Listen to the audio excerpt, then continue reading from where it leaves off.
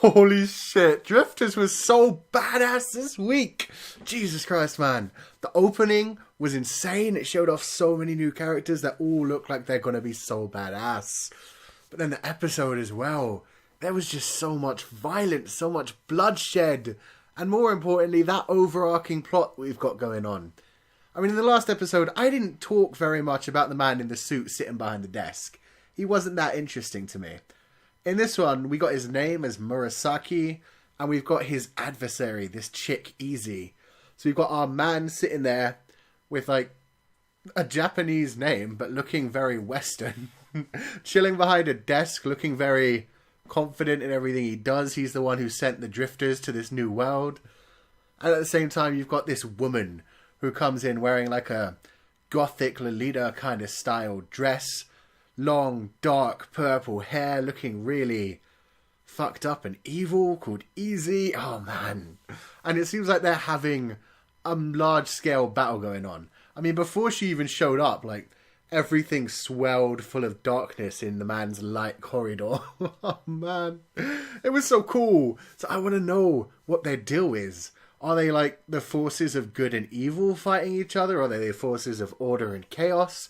Order and chaos is what I like the idea of the most, because you've got the man sitting behind a desk looking very businesslike, not really showing much emotion, so I can imagine him being like a force of order.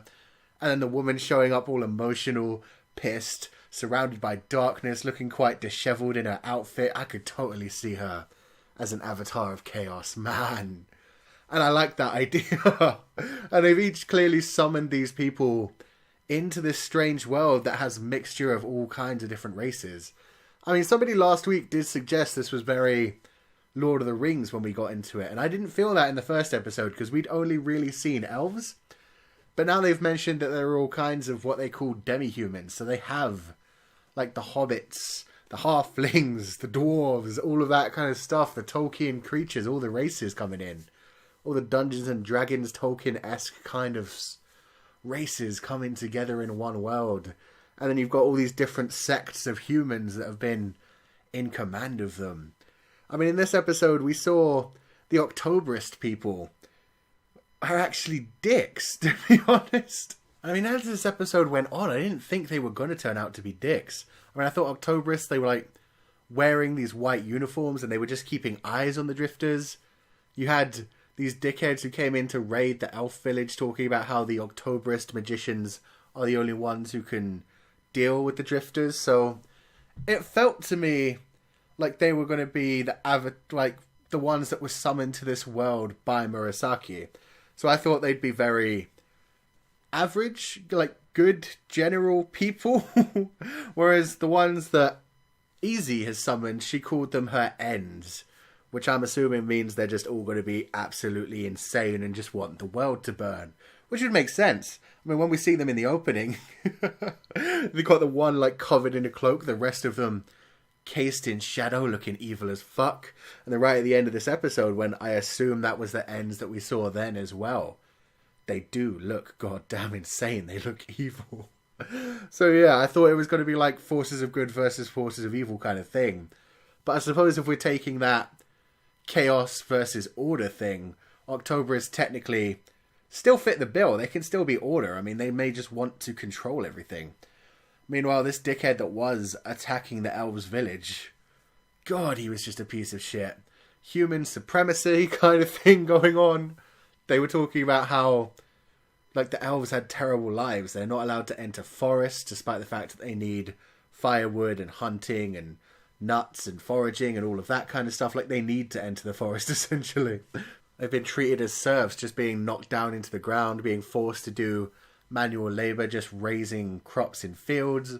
And even when they have women in their village, the women eventually get taken away for God knows what. I mean, there are dozens of reasons they could go off for. Probably just slavery in one form or another. So, god damn, man. Poor elves. They looked so cute and innocent. And so I loved it when our main characters went in and kind of saved the villagers. I mean, this is what I like as well. I mean, Octoberists seem to be kind of evil in their own way, but they're, like, in control of everything. They've definitely got that order kind of feel about them. ends probably just want to destroy everything, don't give a damn what's left when they're done. But then we've got our new group coming in, the Drifters. And they're, again, not good or evil, but also not really 100% chaotic or 100% lawful. They're insane. They're neutral right now. They just want to kind of sit on top of the throne and be in charge of everyone. And I love that in this episode. I mean, Toyohisa at least had a debt to repay to the elves, so he went in pissed. And he defended everyone that he could and tried to save the village. But at the same time, it wasn't exactly a very nice way of doing it. He went in cutting off everybody's heads, beating the shit out of people. The way he took out their commander was just amazing. He didn't even use his sword. He fucking threw it at him to distract him. Then got him in that headlock, knocked him down with the blunt scabbard and just beat his head in with the scabbard. It was so damn good. And he left him just alive enough to then drop his own sword in front of the elves and basically tell them they need to be part of this too. They just can't be these weak little pussies who get pushed around and do what they're told. They need to have some dignity in them. So man, that was great. And it links to what Oda Nobunaga was saying as well about why he burnt down their wheat fields. For one thing, it was a goddamn brilliant distraction. It made the Octoberist people like freak out and go scattering and everything. But at the same time, the elves, even when they won this fight, they weren't going to have any food. They needed some way to move on. He was talking about how an army who has neither the dignity or food, like they end up just turning on themselves, dying, giving up. And then you had Toyohisa, who actually did give them some dignity, gave them their self-respect, got them to earn their revenge. Even though it's actually kind of fucked up the way he did it. So it was amazing. We've got these three brilliant, tactical, and fucked up people coming in. Toyohisa destroying people as graphically as possible and counting them off as he cut off their heads. Nobunaga doing the tactical thing of like burning the crops, making sure nobody wins no matter what. Making sure that they need to turn to the Drifters for their future salvation. And then, goddamn, Yoichi, like, just staying up above, shooting anybody who tried to retreat, so nobody even got to retreat and survive from this shit. Oh, God, I love the Drifters. They're so cool, man. They're so fucked up, but so cool. And at the same time, this was all being watched by that elf girl who works for Octoberist. Which is interesting to me as well, because they seem to be all human supremacists, but she definitely has elven ears. So I have no idea what's going on with that, what kind of organisation Octoberist really is when it comes down to it, why they aren't sending in more forces to deal with the Drifters when they just got one of their members, one of their legions taken out. So, yeah, it was just a hell of a lot of fun to watch. I'm interested to see how it's going to go down in the future. There's this massive, all-powerful battle going on where these godlike entities are summoning humans from across history to fight each other.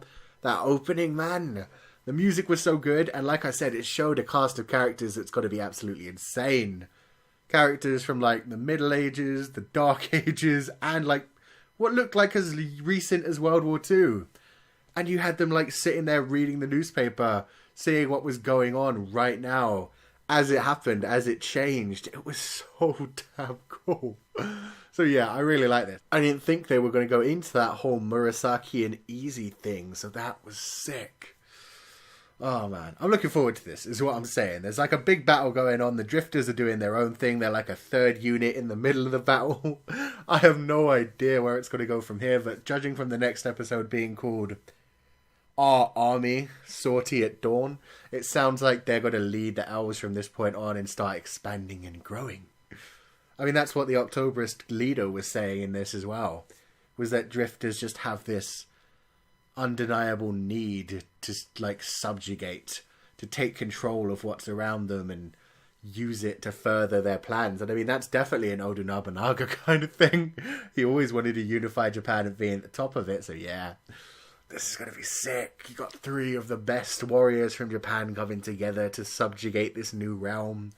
At the same time, all this other battle going on. It's so bloody and violent. None of it is, like, covered it all. They let all the violence get through. There's no censors. Oh, just incredible.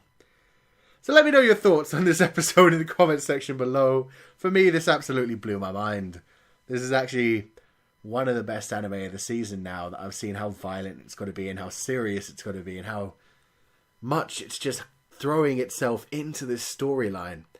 I'd say it's not in the top 3, maybe the top 5 from this season. So yeah, love it. Love the artwork, all the dramatic moments when you see people like cutting through their enemies, all the bits where you have shadows on their faces. It's such a good art style. So yeah, loving it, absolutely. Let me know your thoughts. And if you enjoyed this review, wreck that like button like you mean it. Subscribe if you haven't already to see more. And I will see you guys next time.